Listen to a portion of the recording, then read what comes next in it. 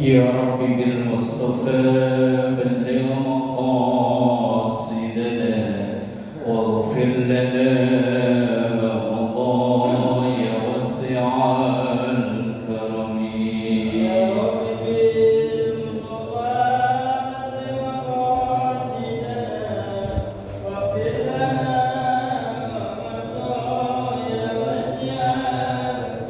استغفر الله من قول بلا عمل لقد نسبت به نسلا لذي عقم. يا رب بالمصطفى بلغ مقاصدنا واغفر لنا ما مضى يا واسع الكرم. دعا إلى الله فالمستمسكون به مستمسكون بحبل غير منفصل. يا رب بالمصطفى بلغ مقاصدنا واغفر لنا ما مضى يا واسع الكرم. اللهم صل وسلم وبارك عليه وعلى آله وأصحابه.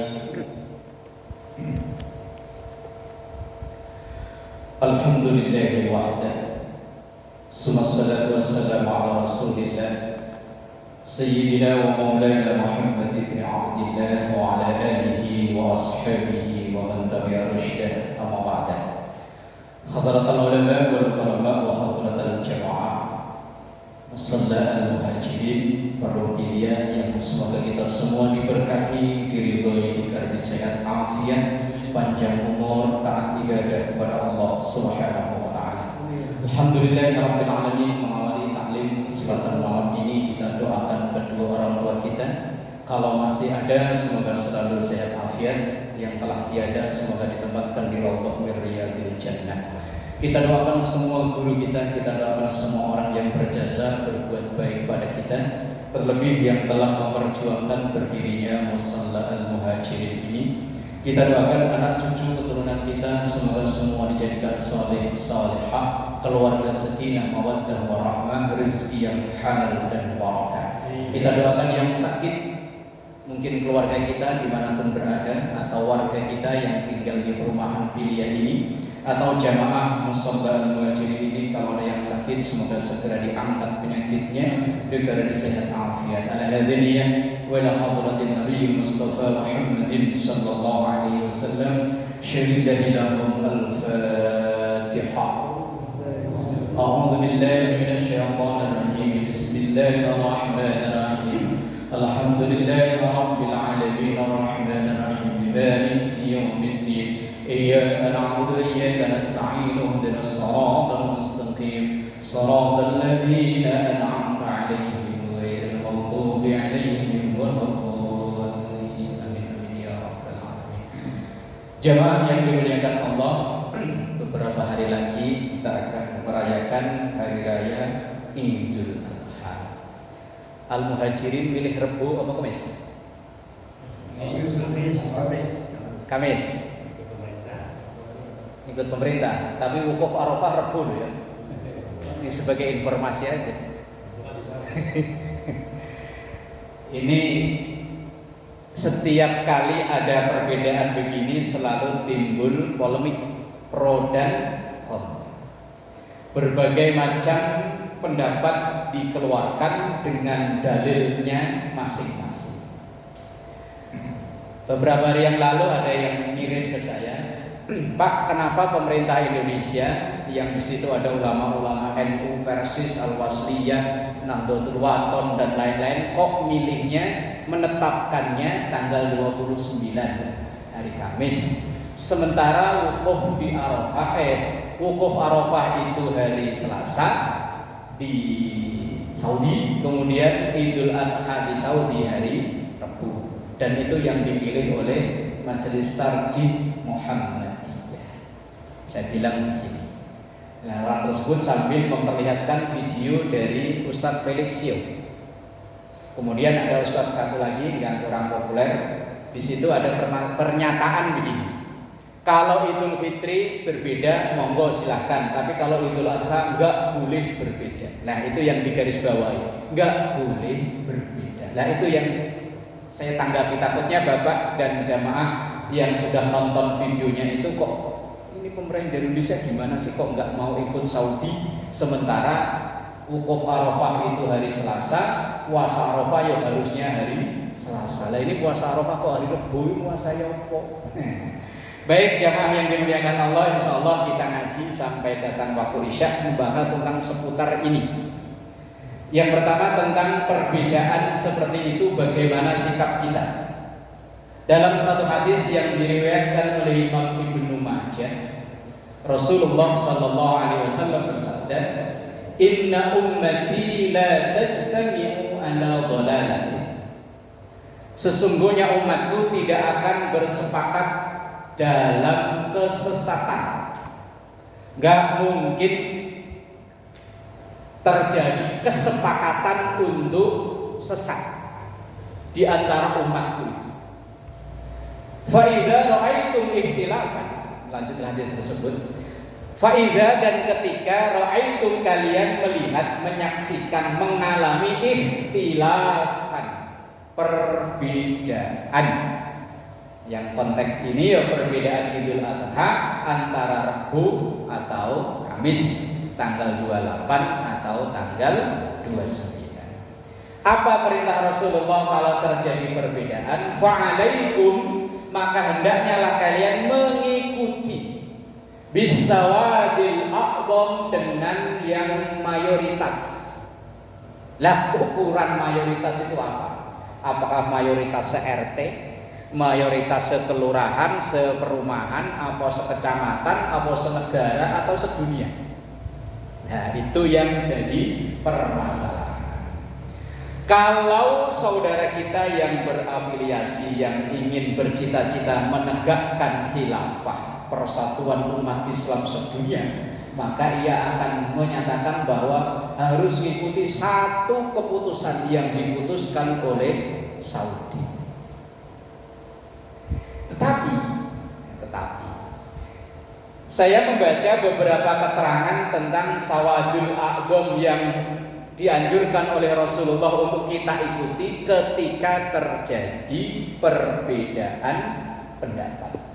Misalnya yang ada dalam kitab Hasyiah Al-Asim, bahwa sawadul a'dham yang kita pilih itu adalah aibil jama'atil katsirah, yaitu dengan jamaah yang lebih banyak, tentu dalam sekup satu wilayah tertentu. Dan di zaman Rasul juga sudah pernah terjadi perbedaan, dan masing-masing daerah dipersilahkan untuk memilih ketika terjadi perbedaan itu. Jadi ukurannya bukan sedunia, tapi setiap negara masing-masing.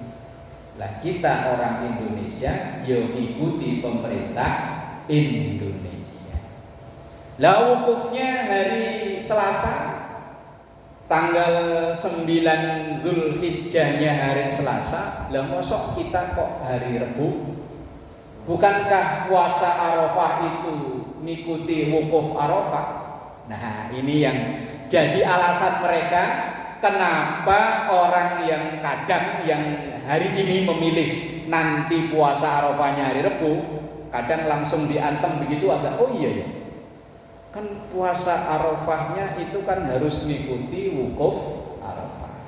Dijawab oleh Imam An-Nawawi Al-Bantani, Imam Nawawi Banten.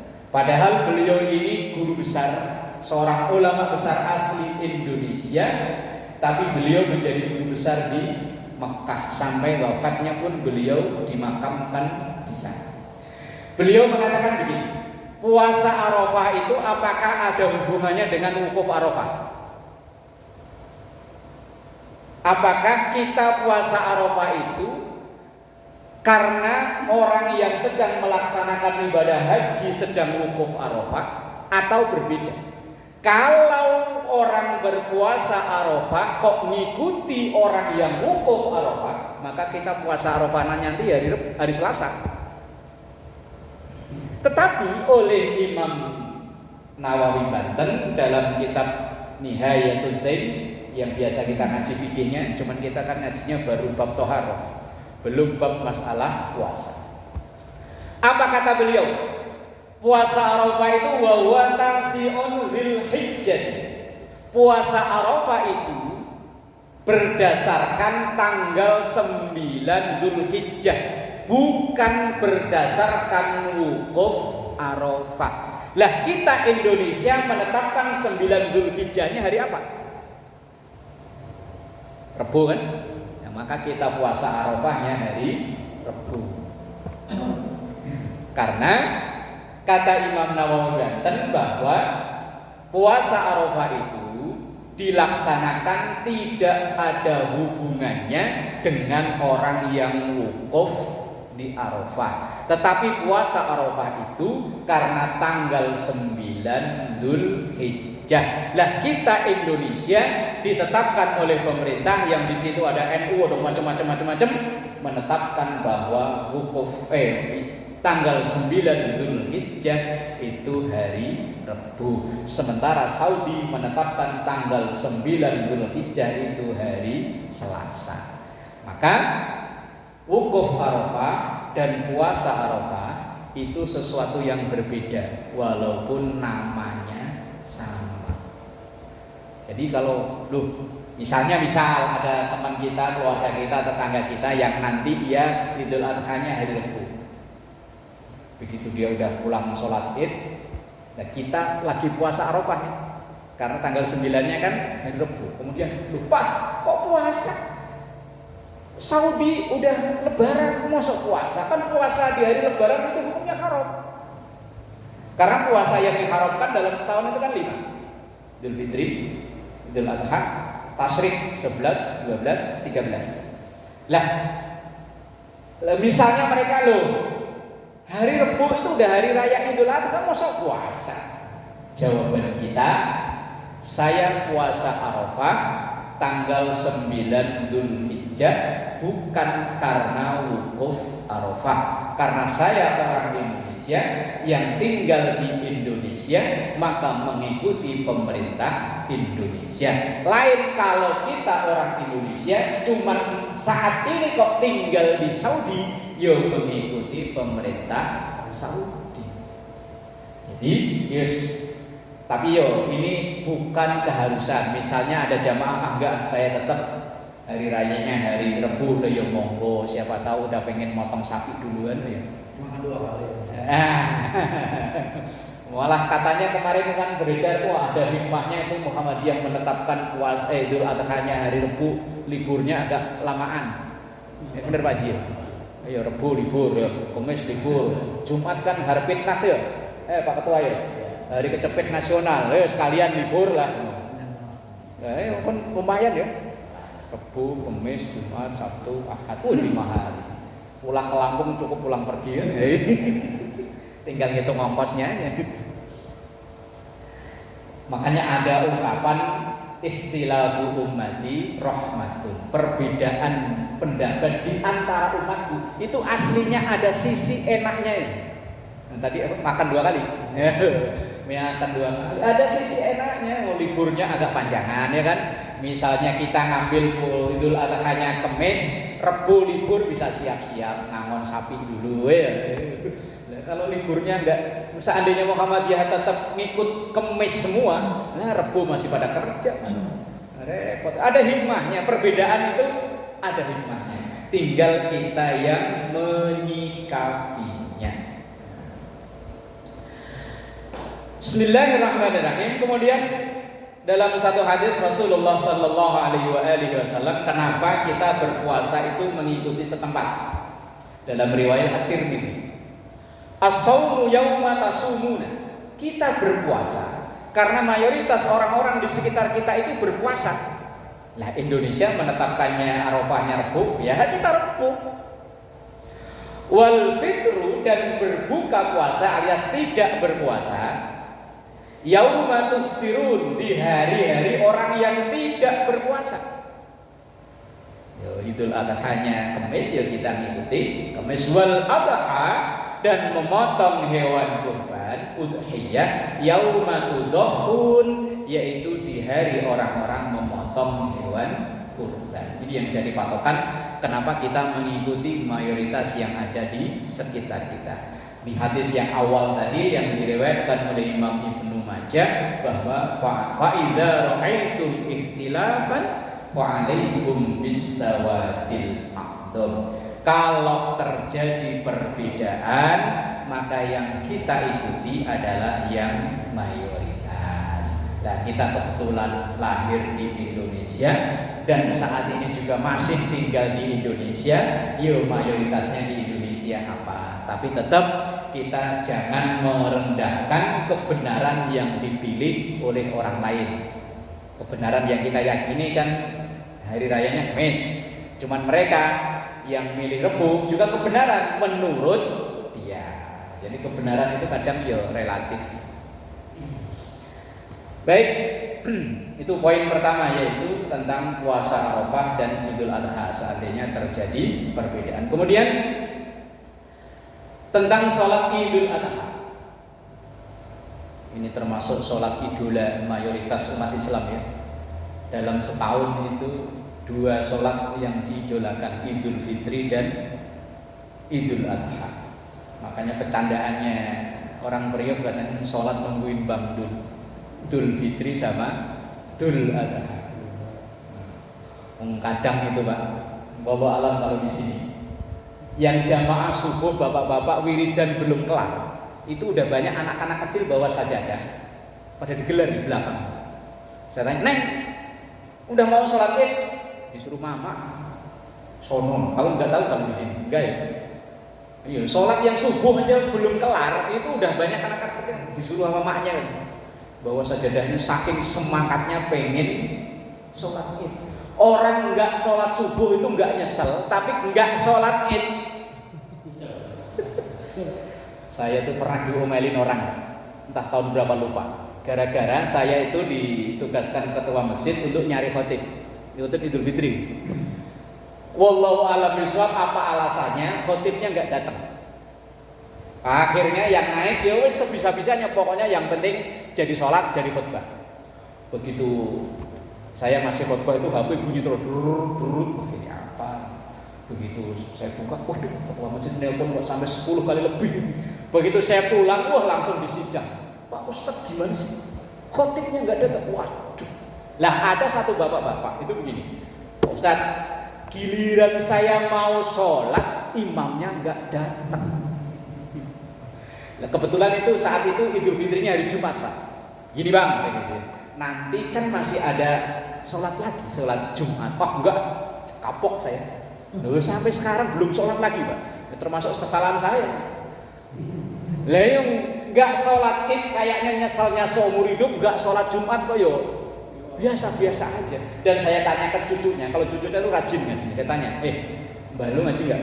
Ya sholat nggak? Nggak pernah Pak. Ya paling Idul Fitri, Idul Adha. Ya Allah, giliran mau sholat imamnya nggak datang. Ya Allah. Lah ya kadang nggak sholat Id nyesel, nggak sholat subuh biasa aja. Ini kadang ya malam begadang ngangon sapi ya. Giliran subuh tidur. Mungkin bangun-bangun udah mau sholat Id, sholat subuh enggak, sholat Id iya. Ya tapi kalau ukurannya timbang daripada, ya masih bagus daripada belas nggak sholat ya. Timbang sama sekali nggak sholat itu masih bagus, ukurannya timbangan kok. Bismillahirrahmanirrahim. Wa sholatul adha afdhalun min sholatil fitri. Sholat Idul Adha itu lebih utama, lebih afdal daripada sholat Idul Fitri. Walaupun kadang semangatnya orang lebih semangat Idul Fitri ya, daripada Idul Adha. Apa mungkin habis dapat THR kali ya? Kalau bisa jadi ya. Kalau Idul Adha ada THR nggak ada ya? Yang karyawan nggak ada ya? Ya kalau seandainya ada mungkin semangatnya sama kali ya. Loh, kadang panitia Idul Adha, Idul Fitri kalau ngitung kotak amal lebih mantepan Idul Fitri. Padahal Idul Fitri udah sebagian pada pulang, kotak amalnya banyakan Idul Fitri. Ya pantas habis dapat THR. Coba itu pengusaha-pengusaha itu lah ada THR-nya juga ya. Seneng kita ya, yang karyawan ya. Kenapa lebih utama li subutiha binasil Quran? Karena keberadaan sholat Idul Adha itu ditetapkan langsung dalam Quran. Kalau Idul Fitri kan enggak. Yaitu di surah Al-Kautsar. Surah yang rata-rata kita hafal. Inna a'tainakal kautsar fashalli li rabbika wanhar inna syani'aka huwal abtar. Di ayat yang kedua. Fashalli, maka salatlah li rabbika, untuk Tuhanmu, wanhar, kemudian baru motong hewan kurban. Yaitu satu ayat pendek itu bisa ditafsirkan menjadi fikih Quran yang begitu fikih dari ayat Quran yang begitu panjang luar biasa. Fashalli itu diterjemahkan atau ditafsirkan sholat Idul Adha. Li rabbika, hanya untuk Tuhanmu, kita menjalani itu ikhlas hanya karena Allah. Kemudian wanhar, selesai itu baru motong hewan kurban. Maka ada ulama fikih yang berpendapat sahnya orang memotong hewan kurban itu kalau setelah sholat Id. Misalnya ada panitia berinisiatif, kita potong dulu satu, nanti habis sholat Id buat makan. Yo bukan kurban namanya, yo pesta pora gitu aja. Yo pesta-pesta. Motongnya sebelum sholat. Fashalli li rabbika wanhar. Bismillahirrahmanirrahim. Mengenai pelaksanaannya, kita mayoritas sudah hafal. Cuman kadang yang terjadi ini pernah sampai itu saya diminta untuk isi acara halal bihalal, temanya tentang sholat Id. Gara-gara khotibnya pada saat rakaat kedua kelupaan nggak baca takbir yang 5 kali itu. Itu rawan loh Pak, rawan lupa ya. Wong masalahnya sholatnya setahun 2 kali. Coba kalau seminggu sekali. Ingat Mas. Kalau takbir rakaat pertama insya Allah ingat. Tapi yang takbir rakaat kedua itu biasanya begitu Allah habis sujud langsung baca Fatihah. Seandainya seperti itu, makmum nggak perlu mengingatkan dengan subhanallah, nggak perlu. Karena ini termasuk sunnah hayat. Sunnah hayat itu sunnah yang kalau tertinggal atau sengaja ditinggal tidak ada konsekuensi apa-apa. Sholatnya tetap sah dan tidak batal. Makanya kalau seandainya lupa ben biarin. Loh, itu pernah terjadi Pak di salah satu masjid komplek Angkatan Laut. Yang entah khotibnya itu lupa entah apa, selesai sholat protes habis-habisan.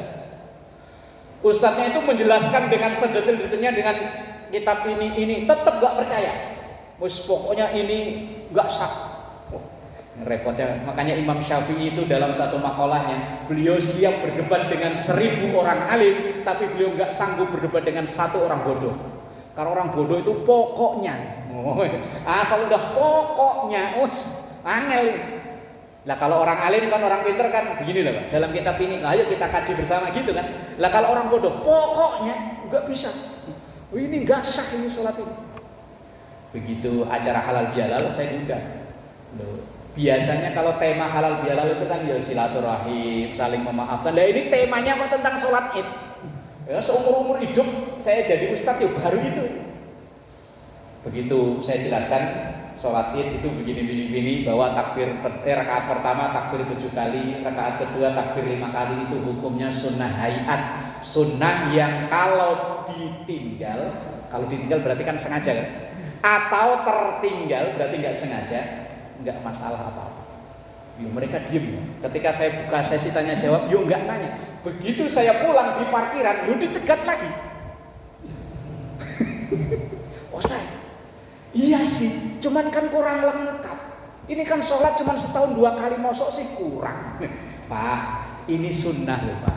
Seandainya Bapak enggak sholat pun, insya Allah asal 5 waktunya full, jaminan surga Pak. wah tetap gak sah, tetap gak mantep saya. Ya udah terserah.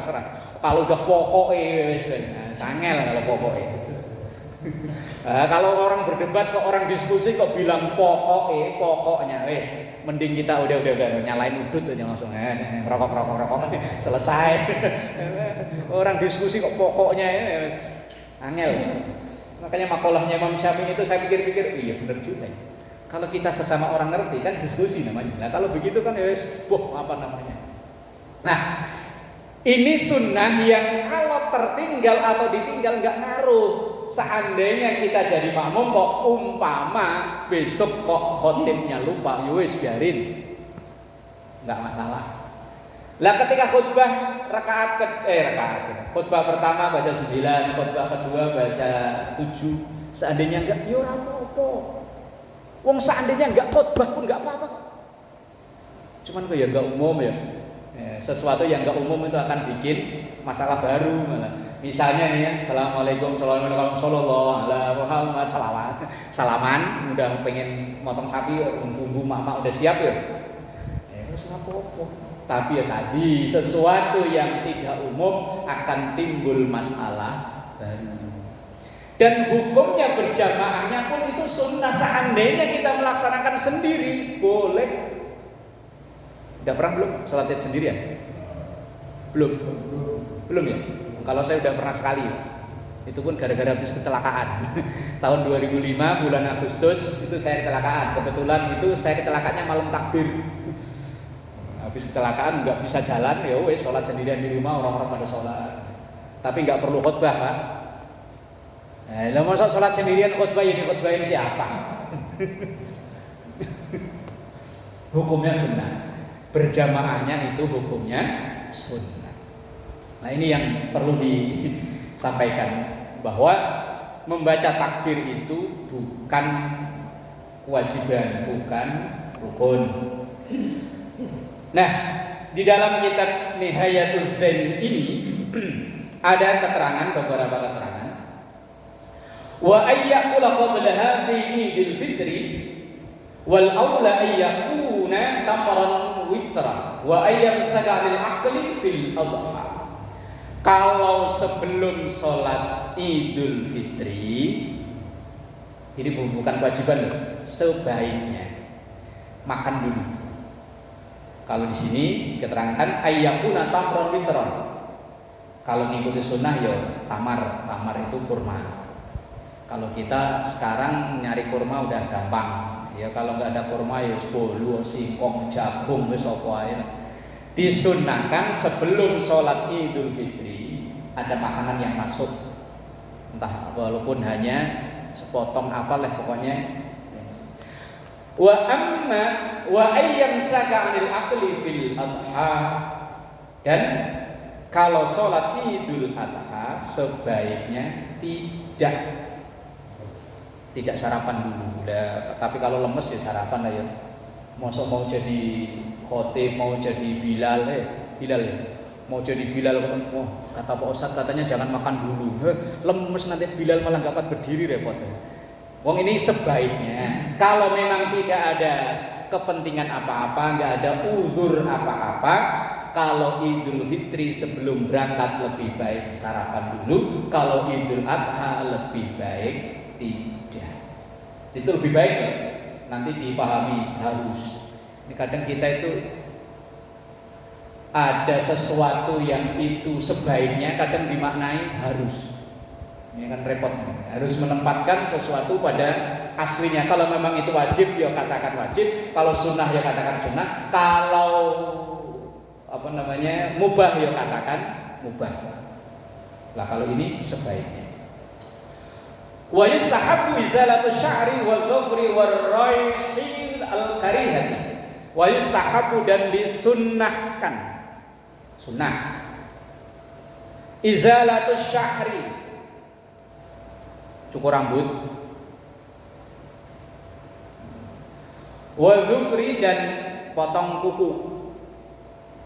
War raihil karihati dan bau yang tidak menyenangkan. Lah ya mosok mau sholat id kok ya kumut-kumut lah ya. Bahkan ya kalau perlu ya pakai pakaian yang terbaik ya. Kadang malah punya sarung itu keluarnya setahun 2 kali. Sarung yang mahal ya. Apa namanya? Sarung BHS apa sarung apa namanya? Keluarnya setahun 2 kali. Idul Fitri sama Idul Adha. Ya memang itu sunnahnya seperti begitu. Memakai pakaian yang terbaik, memakai wangi-wangian, kemudian pokoknya berpenampilan sebagus mungkin karena ini hari raya. Ya hari raya itu ya berpenampilan sebaik mungkin. Cuman lebih heboh Idul Fitri ya daripada Idul Adha ya. Karena THR tadi situ. Kalau Idul Fitri ya baju baru, sarung baru semua Idul Adha ya semua seadanya. Ya kalau bisa ya enggak, pokoknya sebaik mungkin. Itu dalam perayaan sholat Idul Fitri maupun Idul Adha. Lalu dengan takbirnya, ini namanya takbir mursal atau dalam bahasa lain namanya takbir muqayyad. Kalau Idul Fitri, takbir itu dimulai ketika terbenam matahari hari terakhir bulan Ramadan. Ini kadang asar udah takbiran. Ini kurang pas. Saya nggak bilang salah ya, kurang pas. Waktu takbir kalau Idul Fitri itu mulainya ketika matahari terbenam hari terakhir bulan Ramadan. Begitu azan maghrib kita puasa hari terakhir, lah itu baru takbiran. Terakhir nanti ketika khotib naik mimbar, ketika ia berkhutbah, khotib itu kan membaca takbir berulang-ulang, itu terakhir. Begitu turun ya jangan takbiran.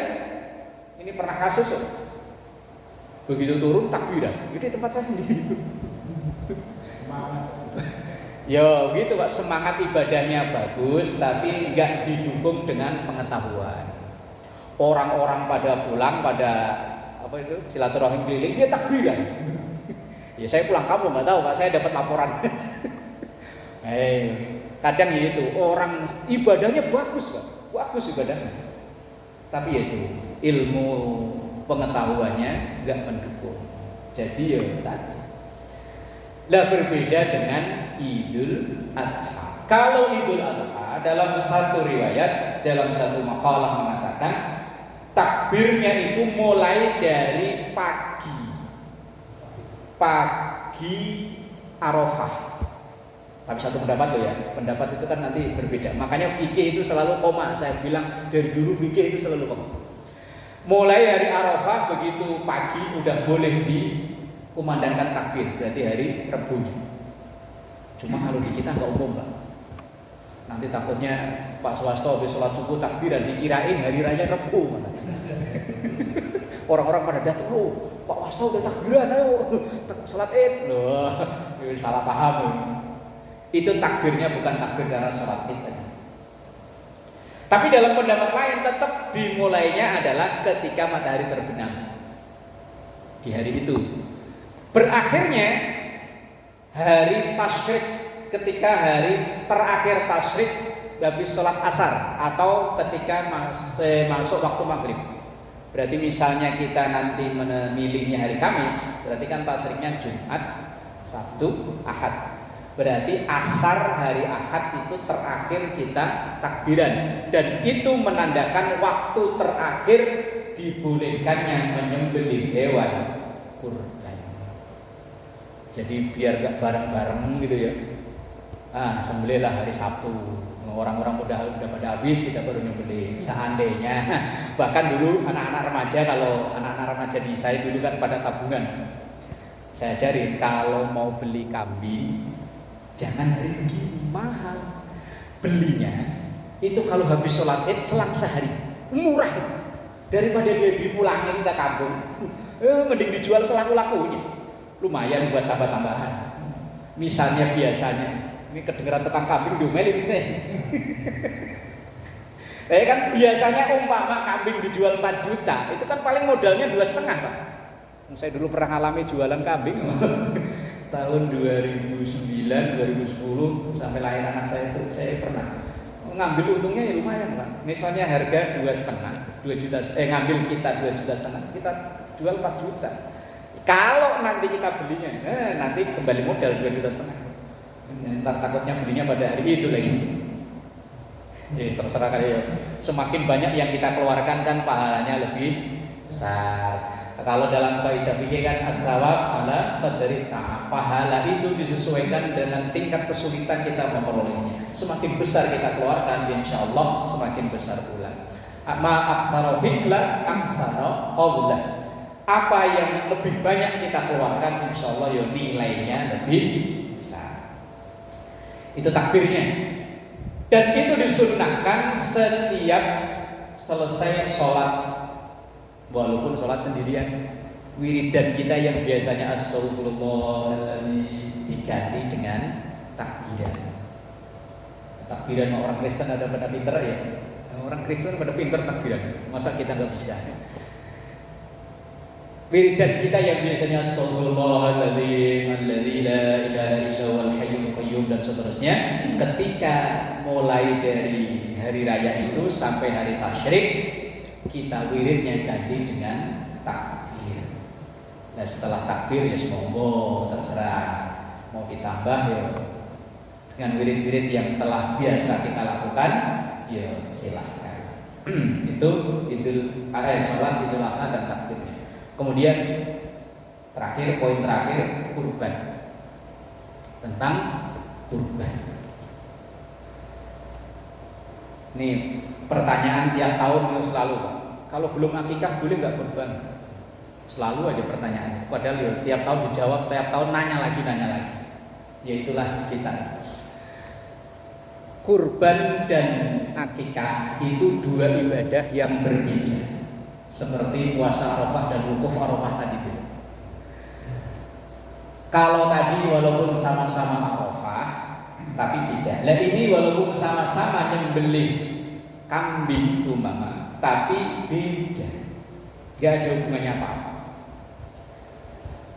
Kalau seandainya orang yang belum akikah kok nggak boleh kurban, mayoritas saya yakin dulu nggak diakikahin.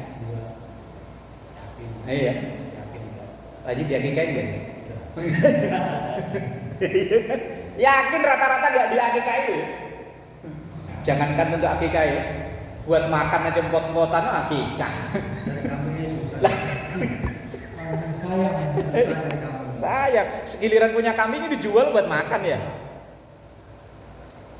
Dan kalau seandainya orang yang belum akikah kok nggak boleh kurban, banyak orang yang nggak bisa kurban. Mau dulu nggak diakikahin. Akikah dan kurban itu dua ibadah yang berbeda. Akikah itu kesunahan orang tua terhadap anak sampai anak itu bisa mencari ma'isyah sendiri. Ma'isyah sendiri itu mandiri. Misalnya kayak saya dulu nggak diakikahi oleh bapak saya. Itu kesunahan bapak saya. Kemudian ketika saya udah bisa mencari penghasilan sendiri, kesunahan orang tua terhadap saya untuk akikah itu udah gugur. Misalnya kita punya anak, memang sunnah muakkadahnya akikah itu 7 hari setelah kelahiran. Kemudian dikelipatan 7, 14, berapa lagi? 21, 28, ya. Nanti 28 tambah 7, 35. Nah, rata-rata kita kan itu ya selapan ya 40 hari ngambilnya kan gitu. Rata-rata yang kita kan begitu. Setelah sampai batas mana? Sampai anak itu dewasa bisa mencari penghasilan sendiri, maka kesunahan bukan kewajiban. Kesunahan kita untuk mengakikahi anak kita gugur. Terus kesunahan itu berpindah ke anak tersebut sampai ketika dia mampu itu akikah. Lah kurban itu berbeda. Kurban itu kesunahan sepanjang tahun, bukan sepanjang, setiap tahun bagi orang yang punya keluasan rezeki. Lah kadang ada yang bukan salah ya, nggak tepat memahaminya bahwa kayaknya kurban itu hanya kesunahan sekali seumur hidup, bukan. Kalau kewajiban seumur hidup itu haji, tapi kalau kurban, kalau memang orang yang mampu, rezeki cukup, lebih berlebih, bahkan kesunahan setiap tahun. Dan seandainya kita dulu yang tidak diakikahi orang tua kita, kok pas kita punya rezekinya pas musim kurban begini, maka yang diutamakan kurban. Tapi kalau pas nanti setelah Idul Adha, setelah Dzulhijjah, bulan Muharram, lah kita baru punya duit. Nah maka yang utama ya akikah, wong sudah bukan waktunya kurban lagi. Lah kalau punya duit ya boleh dua-duanya. Kalau duit banyak, kebetulan misalnya dapat bonus THR hari raya Idul Adha, umpama ya boleh dua-duanya. Itu kurban. Lah Rasulullah Shallallahu Alaihi Wasallam dalam riwayat Muslim, bagi kita yang hendak berkurban nanti, idza ra'aitum hilala dzil hijjah wa arada ahadukum ay yudhiya falyumsik an sya'rihi wa alfarihi.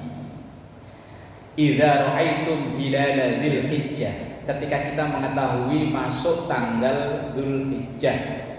Kalau kita ditetapkannya hari Selasa, Muhammadiyah menetapkannya hari Senin tanggal 23 ya. Bener ya? Tanggal 23. 20. Wa arada ahadukum ayyudhiya, dan kita berkeinginan, ada niatan untuk kurban, fal yumsik. Nah, ini juga sama, bukan perintah wajib, bukan larangan haram juga. Fal yumsik, hendaknya menahan diri, an sya'rihi, dari memotong rambut, wa alfarihi, dan kukunya, dan motongnya nanti ketika mau sholat Idul Adha.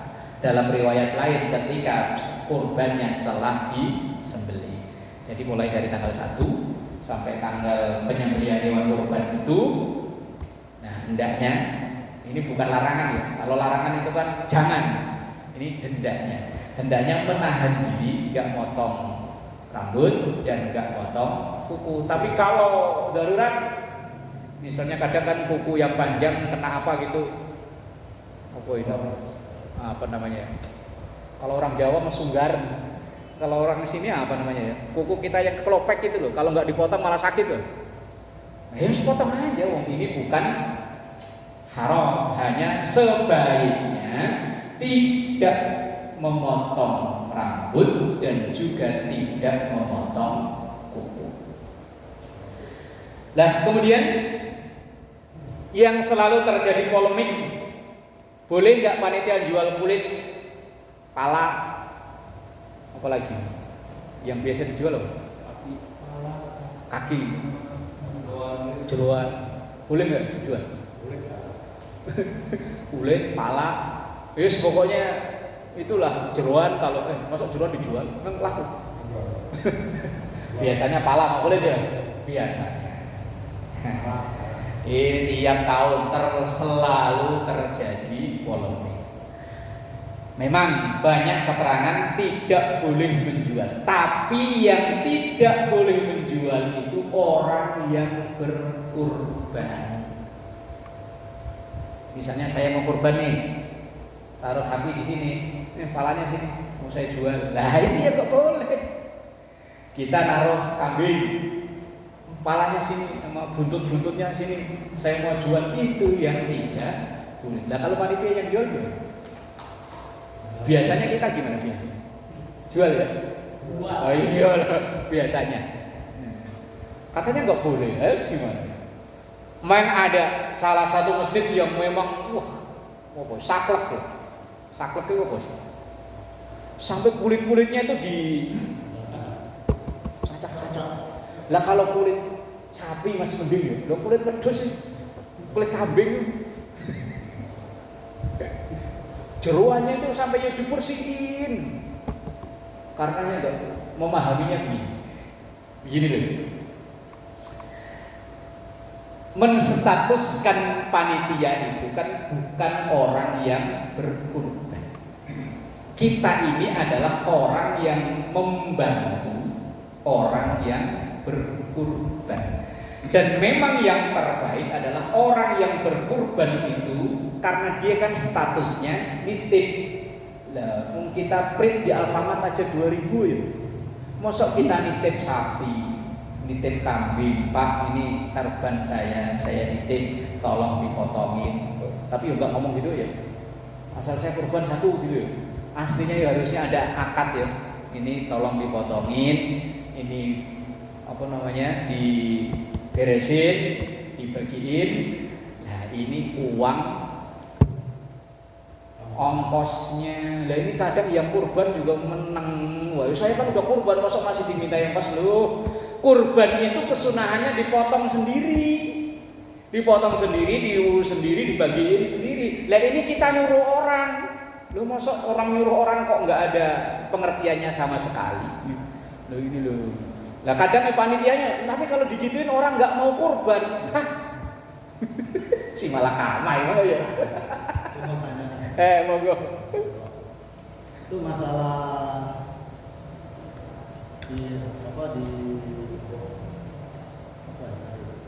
masalah putih buku ya. Itu sifatnya umum atau pribadi yang orang yang mau korban. Orang yang mau korban, bukan yang enggak. Begini, korban itu kalau kita baca dalam kitab-kitab fikih itu aslinya bukan nama perorangan, Pak. Kita sebagai keluarga, kepala keluarga, cukup misalnya atas nama saya. Lah pahala nanti menyeluruh ke anggota keluarga. Lah satu kambing kalau keluarganya 16 gimana? Ya atas nama satu dia, cuman pahalanya menyeluruh ke dia. Cuman kadang dipahami satu orang satu, tahun ini yang korban bapaknya, tahun depan yang korban emaknya, tahun depan yang korban istri anaknya. Ya monggo aja. Itu namanya khilafiyah. Tetapi sebaiknya tadi orang yang berniat mau korban, bukan umumnya kita bukan. Nah, jadi kalau kita memposisikan sebagai orang yang dititipi, kemudian kita yang ngolah tadi itu, ya terserah kita. Jadi mau dijual ya, monggo. Yang nggak boleh itu yang mau, yang kurban. Lah kalau kurban itu disembelih sendiri, itu pembagiannya diatur oleh Rasulullah SAW dalam satu hadis riwayat Muslim, kulu wa at'imu wadathiru. Kalau itu sembelih sendiri, maka hewan kurban itu dibagi menjadi 3. Kulu sepertiga silakan dinikmati, dimakan. Kemudian wa at'imu bagi-bagi, memberi makan ke orang. Kemudian wadathiru yang ketiga, yang sepertiga disimpan. Itu kalau dipotong sendiri. Lah ini kadang motongnya dititipin ke musola, ngasih uang titipan enggak, giliran dia kurban pala saya, paha kanan antri ke rumah, minta bungkus berapa biasanya? 5.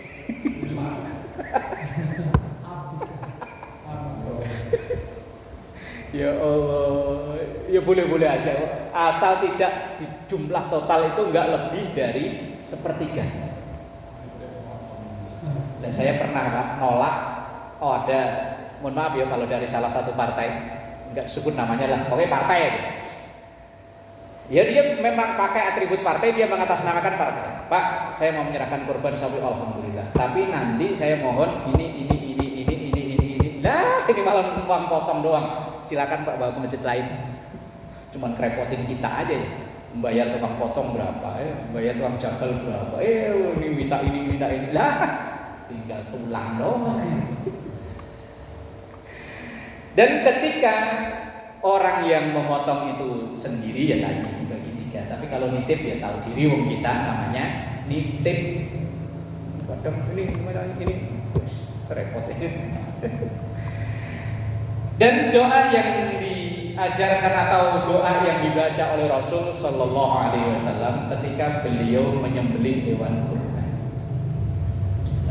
Ini ada dalam hadis riwayat Abu Dawud dan Imam At-Tirmidzi.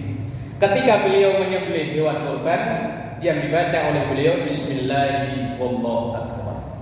Allahumma hadza anni wa amman lam yudhi min ummati. Bismillahirrahmanirrahim. Allahumma hadza, ini maksudnya ini hewan yang disembelih itu anni dari diri saya. Wa ini hadisnya Rasulullah, wa amman lam yudhi min ummati, dan juga dari umatku yang tidak mampu untuk kurban. Jadi kita yang kebetulan ditakdir oleh Allah nggak mampu, udah dijamin sama Rasul. Tapi kalau yang mampu yuk, jangan daftar ikut nggak mampu. Ini kadang kita itu unik kok yuk. Di media sosial kayak belakang orang kaya, giliran ada pembagian ini ngaku orang miskin, repot. Lah, udah bisa ya.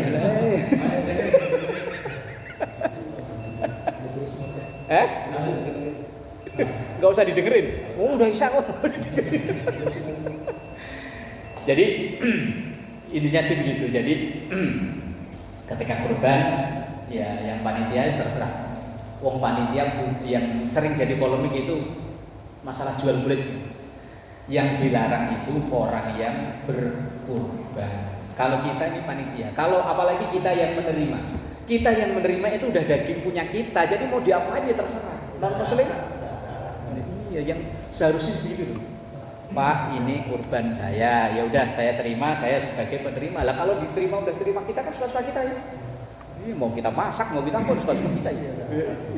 Harusnya, cuman kadang kan enggak yo. Asal Pak Wasto saya satu apa itu? Kalau non muslim gimana? Non muslim? Ya kan, ya di wilayah kita ini kan heterogen kan ya. Silahkan kasih ya. Kalau seandainya ada yang mempertentangkan, kita pakai kalau boleh namanya akal-akalan. Saya kayak tempo hari waktu Idul Fitri itu memang ada di wilayah saya yang non muslim tapi mohon maaf ya dalam tanda kutip kurang bagus ekonomi. Itu ya saya kasih. Loh orang-orang lupa non muslim kok dikasih zakat. Ini bukan zakat. Itu jatah saya kasih ke dia. Bukan non zakat. Lah nanti misalnya ada yang protes, misalnya Pak Wasto bagiin ke yang non muslim, itu jatah saya bagi ke dia. Lah kan suka-suka kan. Kalau jatah saya. Lah kalau misalnya ada yang memprotes, kalau misalnya, tapi insya Allah enggak lah ya. Kita ini Indonesia ini asik kok hidup dengan yang agama apapun yo bareng-bareng. Bahkan kadang yo yang non muslim kalau ada kurban juga ikut bantu ya. Ikut ya.